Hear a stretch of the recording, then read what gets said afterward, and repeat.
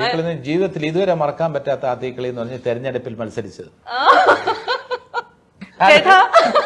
എത്ര ദിവസം ഉറങ്ങാതിരുന്നു? ഒരുപാട് ദിവസം ഉറങ്ങാതിരുന്നു, ഒരുപാട് ദിവസം കഠിനാധ്വാനം ചെയ്തു. വെളുപ്പിന് 4 മണിക്ക് എഴുന്നേറ്റ് 5 മണിക്ക് റെഡിയായി 5:30 6 മണിയോടുകൂടി തെരഞ്ഞെടുപ്പ് പ്രവർത്തനമാണ്. ഓരോ വീടുകളിലും അതിന്റെ വാഹനജാഥയും കാര്യങ്ങളും ഒക്കെ. ഇന്നത് ആലോചിക്കുമ്പോൾ അതൊരു എക്സ്പീരിയൻസ് ആണ്. പക്ഷെ ആലോചിക്കുമ്പോൾ എന്നെ സംബന്ധിച്ചിടത്തോളം ഒരു എന്താ പറയാ ഹൊറിഫൈങ്. ഇനി ഒരു ഇലക്ഷനോട് മത്സരിക്കില്ലേ? ഞാൻ രാഷ്ട്രീയം ഉപേക്ഷിച്ചു, പൂർണ്ണമായിട്ട് ഉപേക്ഷിച്ചു. രാഷ്ട്രീയം എനിക്ക് പറ്റിയതല്ല, എനിക്ക് അതിനുള്ള കഴിവില്ല. രാഷ്ട്രീയം മോശമായിട്ടല്ല, ഞാൻ അതിനെ പറ്റിയ ആളല്ലാത്തതുകൊണ്ട്. പറഞ്ഞു മനസ്സിലായില്ലേ? രാഷ്ട്രീയത്തില് ഇറങ്ങി വിജയിച്ചവരാണ്. ഇന്നസെന്റേട്ടൻ 2ാമത്തെ പ്രാവശ്യം പരാജയപ്പെട്ടു, എന്നാൽ പോലും ഒരിക്കലെങ്കിലും വിജയിച്ചല്ലോ. ഞാൻ ഒരു പ്രാവശ്യം നിന്നിട്ട് പരാജയപ്പെട്ട ആളല്ലേ. അർജുൻ എപ്പോഴെങ്കിലും രാഷ്ട്രീയത്തിൽ ഇറങ്ങാൻ ഉദ്ദേശമുണ്ടോ? ബുദ്ധിയുണ്ടേ വരില്ല. ചിന്തിച്ചിട്ടില്ല ഇതുവരെയായിട്ടും. നമുക്ക് എനിക്ക് പേഴ്സണലി എനിക്ക് പറ്റിയ പണിയല്ല എന്ന് എനിക്ക് അറിയാം നല്ല രീതിക്ക്. മമ്മൂക്കയെ മോഹൻലാലിനെയൊക്കെ കണ്ടുപിടിക്കുക.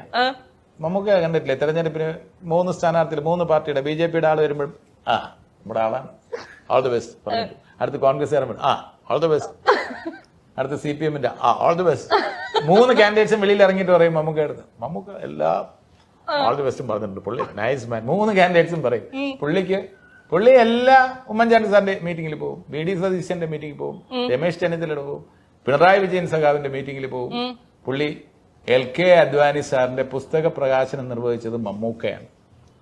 അപ്പൊ ഏതെങ്കിലും പാർട്ടിയിൽ അദ്ദേഹത്തിന് ഒതുക്കാൻ പറ്റുമോ? എന്നാൽ എല്ലാ പാർട്ടിക്കാരുമായിട്ടും പുള്ളി അടുപ്പത്തിലാണ്. അത് എന്ന് പറഞ്ഞാൽ ഞാൻ സമ അടുപ്പമാണ് എല്ലാ പാർട്ടികളുമായിട്ടും. സമ അടുപ്പം, അല്ലെങ്കിൽ തമിഴിലെ സെമ അടുപ്പം. ഇനി ഇപ്പൊ അർജുൻ ഒരു പുതിയ പേര് വന്നിട്ടുണ്ട്, കേരളത്തിന്റെ യൂത്ത് ഐക്കൺ. സത്യമായിട്ടും ആ യൂത്ത് ഐക്കൺ, യൂത്തിനോട് എന്താണ്?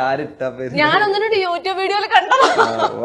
സത്യമായിട്ടും കേരളത്തിന്റെ യൂത്ത് ഐക്കൺ ആയിട്ട് പറയപ്പെടുന്ന അർജുൻ അശോകനാണെന്ന്. അപ്പൊ ആ യൂത്ത് ഐക്കണ് യൂത്തിനോട് എന്താണ് പറയാനുള്ളത്? എന്തൊക്കെ പറയപ്പോ നമ്മളായിട്ട് തന്നെ ജീവിക്കുക, അത്ര തന്നെ. എന്താ പറയാനുള്ള യൂത്ത് ഐക്കൺ ആരെ പറഞ്ഞത് ആദ്യം കേക്കട്ടെ.